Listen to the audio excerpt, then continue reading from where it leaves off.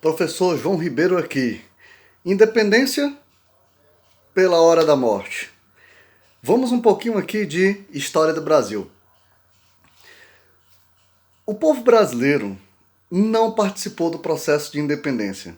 Aquele que oficialmente foi concluído, teria sido concluído dia 7 de setembro de 1822.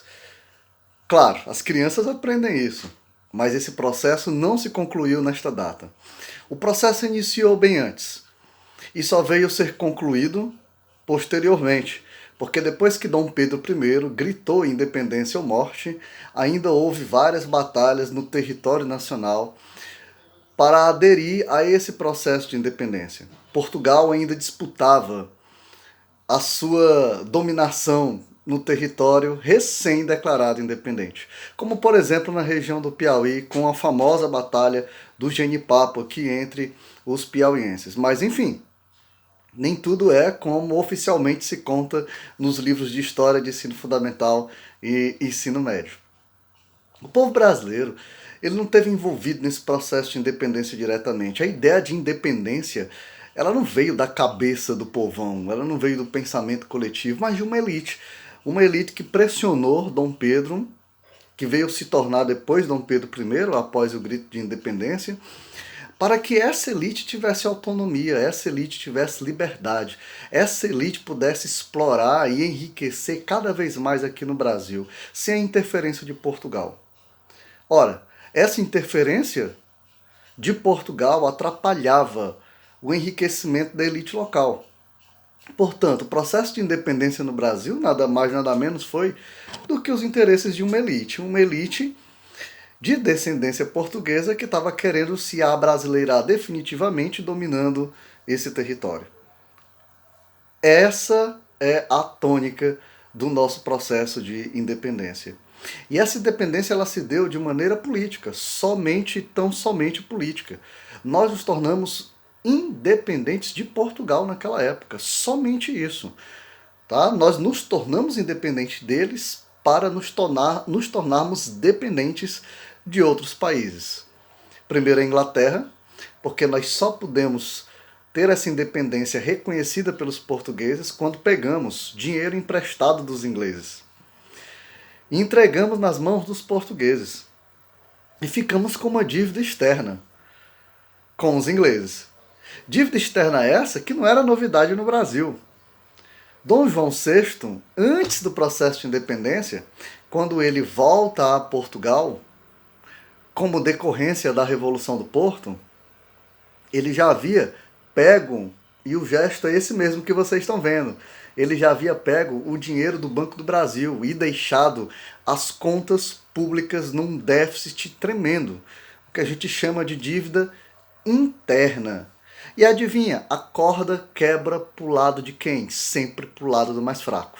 A elite faz, mexe e remexe com o dinheiro público, com o dinheiro do povo. Sempre foi assim na história do nosso país. E quem paga a conta sempre é o povão. Sempre são os mais fracos.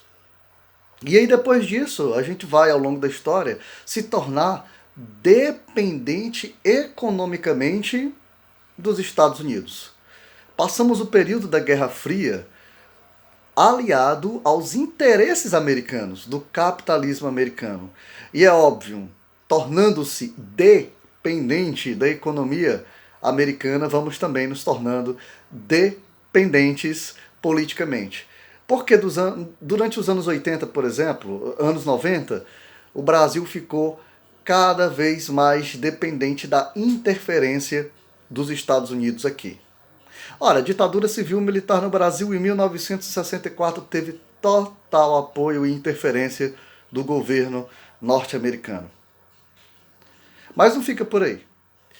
Durante toda a nossa história de independência, de uma nação soberana, os poucos momentos que o povo brasileiro usufruiu de algum tipo de privilégio que a elite também usufruía, isso durou pouco tempo. Com Getúlio Vargas, por exemplo, um presidente que com certeza tem seus defeitos, assim como todos os outros, mas implementou uma política nacionalista de valorização daquilo que era made in Brasil. daquilo que era realmente verde e amarelo.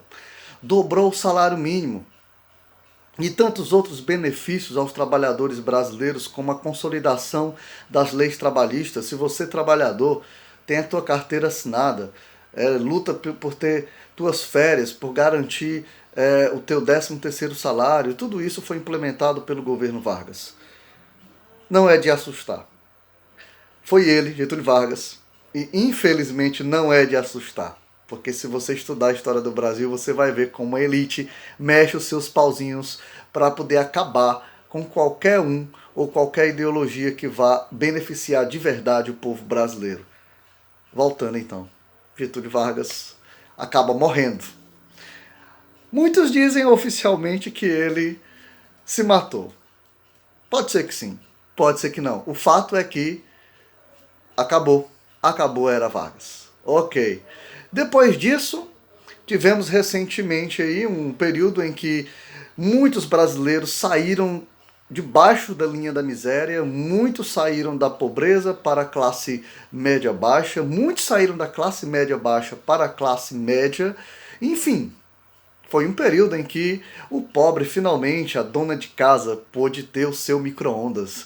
A dona de casa pôde ter a sua casa de alvenaria, com um piso de cerâmica.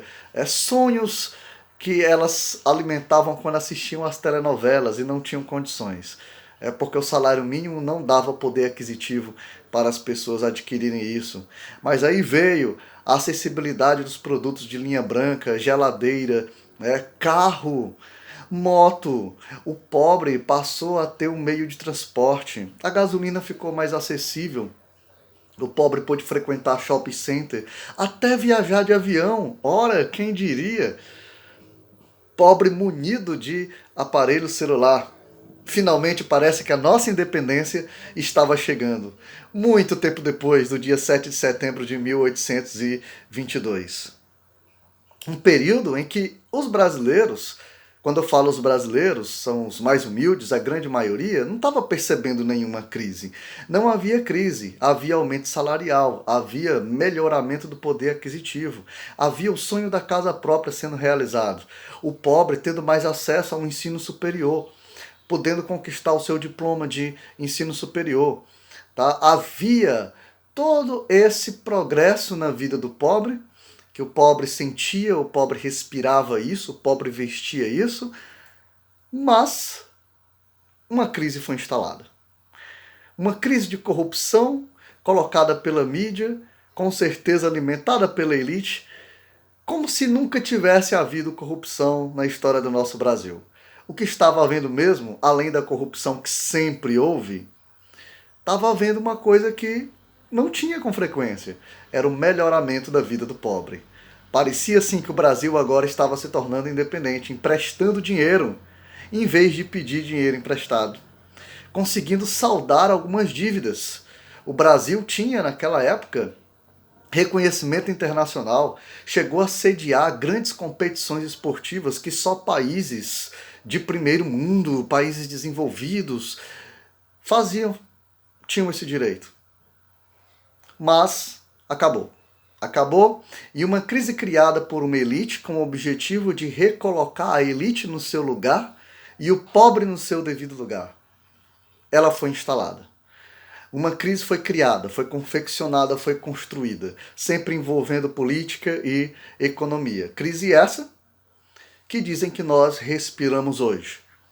Mas uma coisa é certa, a corda sempre quebra para o lado do mais fraco.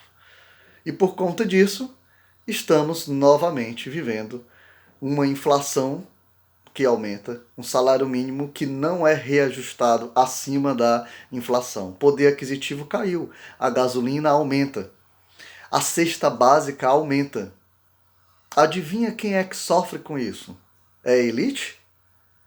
Os impostos aumentam, as reformas acontecem em todas as áreas, na aposentadoria, nos tributos, e a elite política está discutindo reforma e mais reforma, e o povo brasileiro espera essa melhoria. E ela não vem. Será que nós somos realmente independentes? Esse é o nosso 7 de setembro. pode ser que você queira comemorar. Mas busque conhecer a história do nosso país e reflita o que há hoje para comemorar.